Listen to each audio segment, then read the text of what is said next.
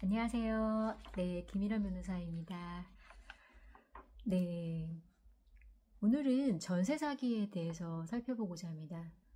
요즘 많이 이슈가 됐죠. 그 전세 사기로 인해서 어떤 자신의 전 재산을 다 잃을 수밖에 없었던 그런 사람들의 어떤 피해 사례부터 뉴스 보도까지 굉장히 문제가 많은 부분입니다. 이러한 전세 사기를 피하기 위한 방법에 대해서 한번 살펴보도록 하겠습니다.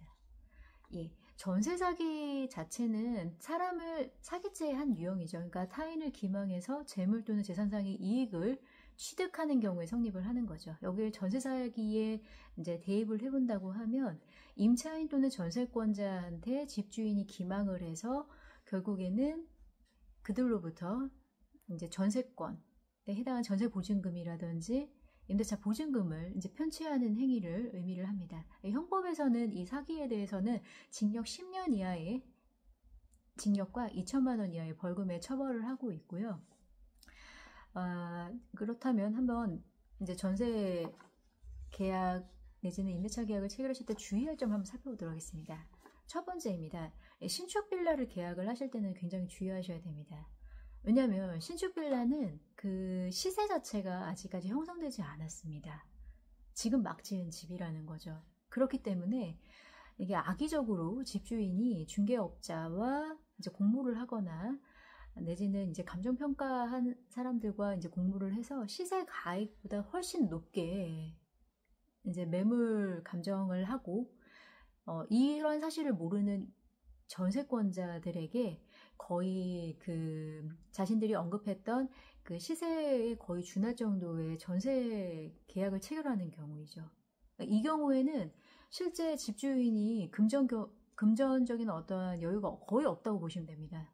따라서 전세 계약이 만료가 되면 이제 전세권자 같은 경우에는 전세금을 받아봐야 되는데 그렇지 못할 경우에는 가장 많이 하는 게 경매잖아요. 근데 경매를 하더라도 실제 경매 감정가는 애초에 자신이 들어갔던 그 전세 보증금보다는 훨씬 낮은 금액이기 때문에 그 차익만큼 내가 실제 그 전세권자가 낙찰을 받는다고 하더라도 그 차익만큼은 결국 손해를 볼 수밖에 없는 사정이죠. 따라서 신축 빌라를 계약을 하고자 하실 때는 실제로 그 주변 동네에 대한 시세, 특히 이제 빌라 같은 경우에 빌라 시세를 많이 꼭 살펴보시고요. 주변 인근의 중개업자들한테 항상 여쭤보셔서 이 물건에 대한 어떠한 내용을 집주인 내지는 이 물건을 소개한 중개업자 말고의 실상을 한번 들어보시는 것을 권해드립니다. 예, 두 번째는 전세 계약을 체결하실 때 부동산 중개를 통해서 살펴보신다면 그 부동산 등기부등본을 함께 보실 수 있어요. 보여주실 거예요, 아마. 근데 여기서 주의할 것은 그 부동산 등기부등본에 갑구와 을구가 있는데 을구에 그 건물에 대한 저당권이 설정이 되어 있는지 꼭 살펴보셔야 합니다. 왜냐하면 실제 이 저당권이라는 경우는 매우 강력한 효력을 가지고 있는 거여서 내가 이 살고 있는 집에서 보증금을 받지 못한다고 하더라도 그리고 내가 직접 이 건물에 대해서 나중에 경매를 한다고 하더라도 실제 배당에 있어서는 앞선 순위인 저당권자가 먼저 그 저당 금액에 대해서 받을 수가 있기 때문에 결국에는 실제 내가 받을 수 있는 대금은 매매 대금 내지는 감정평가액에서 그 현순위 근저당권자의 채권 최고액을 제외한 나머지 부분에 대해서 할 수 있다는 거죠. 그래서 뭐 이런 경우도 있습니다. 중개업자가 뭐 걱정하지 마라. 뭐 집주인이 이러이러해서 부자다. 뭐 다 반지해 줄 것이다. 그러니까 결국에는 그 말만 믿고 절대로 계약하시면 안 되고요. 웬만하시면 부동산 등기부등본에 있는 그 을구에서 저당권자가 있을 경우에는 절대로 계약을 하시지 않으시면 좋겠습니다. 물론 예외가 있습니다. 실제 그 부동산 예를 들어서 뭐 시세가 5억입니다. 그런데 뭐 저당권자가 뭐 5천만 원 이하다. 뭐 이 정도면 사실 뭐 크게 문제는 없을 수가 있겠죠. 10에서 20% 내지는 30%까지는 문제는 없겠지만 거의 근접한 굉장히 높은 금액의 저당권자가 있을 때는 굉장히 주의하셔야 합니다. 세 번째입니다.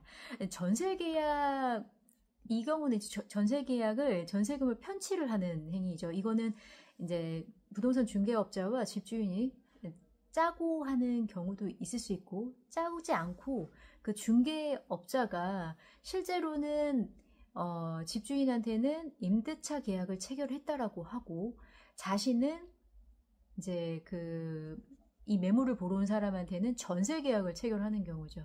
즉 중개업자가 전세 계약이 보통은 보증금이 더 크잖아요. 그리고 월세를 내지 않는 그러한 장점이 있죠. 그래서 보증금을 왕창 받아놓고 실제 집주인한테는 월세만 받았다면서 매달 월세, 그 받은 보증금에서 월세만 일부 지급을 하는 형태의 그런 계약이 있을 수 있죠. 이것을 방지하기 위해서는 어떻게 할까요? 매매계약도 마찬가지고 보증금이라는 이 전세 계약을 체결하실 때는 반드시 중개소에서 집주인을 항상 확인을 하셔야 됩니다. 그 집주인이 그 부동산 등기부 등본상의 소유자가 맞는지, 그리고 그 사람의 이름과 주민등록증을 확인할 수 있는 신분증도 반드시 확인을 하셔야 되겠죠. 예, 그래서 계약을 할 때는 반드시 집주인을 확인을 하라. 그리고 중요한 것은 실제 보증금을 입금을 할 때도 중개업자의 계좌가 아니라 또는 그 집주인의 어떤 지인이라든지 가족이 아니라 반드시 집주인 명의로 이체를 하셔야 합니다. 예. 예, 네 번째입니다. 이중 전세 계약입니다. 이 경우는 집주인이 악의적인 목적을 가지고 실제로는 다른 제3자와의 계약을 먼저 체결을 했다가 뒤늦게서 두 번째로 이중 계약을 체결해서 결국에는 이중 계약자, 마지막 후순위로 계약을 체결한 사람이 온전하게 그 집에 거주하지 못하고 보증금은 집주인한테 준 그런 케이스겠죠. 이 경우도 주의를 하셔야 되죠. 여기서도 물론 이제 중개업자도 이제 기망행위를 통해서 집주인 몰래 이중 계약을 하는 경우도 있습니다. 예, 그래서 이 부분을 항상 주의를 하셔야 되고요. 여기서도 중요한 것은 집주인을 항상 확인을 하시고 계약을 하시는 게 중요합니다. 예. 사실 이중 전세 계약 같은 경우에는 진짜 악의적인 목적을 가지고 이제 속이려고 하면 사실 이 부분은 진짜 뭐 당할 수밖에 없는 부분이긴 하잖아요. 근데 여기에 있어서는 실제 조금 부동산 등기부 등본을 통해서 좀 유추해 보실 수는 있을 것 같아요. 그러니까 이 집주인이 오랫동안 이 집을 소유하고 있었는지, 예. 그리고 중개업자를 통해서 이 집주인이 계약을 체결함에 있어서 이게 그동안에 계속 무리 없이 이행을 해온 적이 있는 것인지, 예, 그런 것도 한번 살펴보시면 좋을 것 같습니다. 네, 다섯 번째입니다. 신탁 부동산이죠. 역시 부동산 등기부 등본을 보면 신탁이라는 그 갑구에 적혀 있는 경우가 있습니다. 이거 경우에는 실제 신탁자와 이제 전세권자가 계약을 체결을 할 수가 있는데,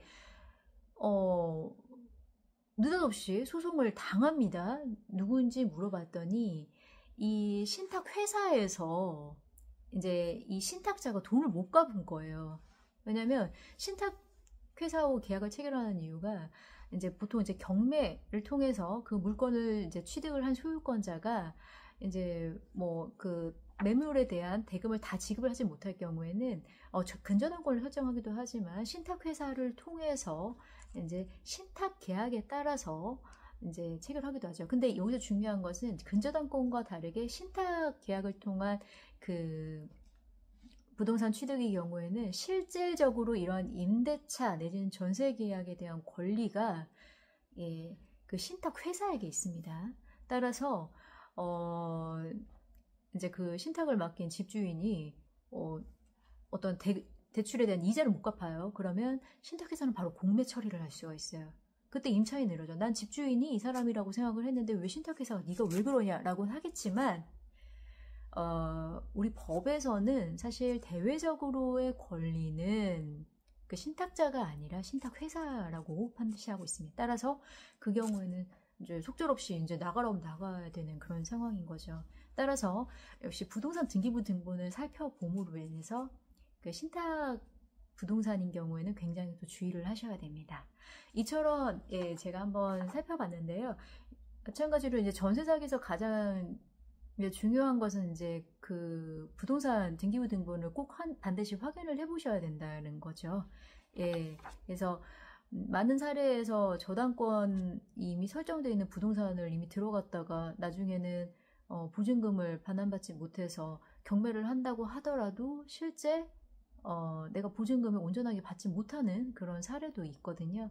아울러 마지막에 말씀드렸듯이 이제 신탁 부동산에 대한 부분도 설명을 했었습니다. 따라서 부동산 등기부등본을 잘 살펴보시고, 그리고 거기에 갑구에 나와 있는 소유권자와 반드시 매매계약 내지는 전세권 계약을 체결하시는 게 굉장히 중요하고요.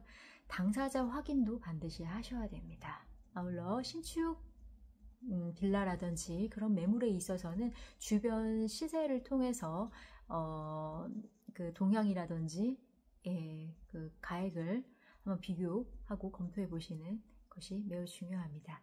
여러분께서 안락하고 평온한 주거를 마련하여 생활하실 수 있기를 바라는 마음에서 전세 사기에 대해서 말씀을 드렸습니다. 감사합니다.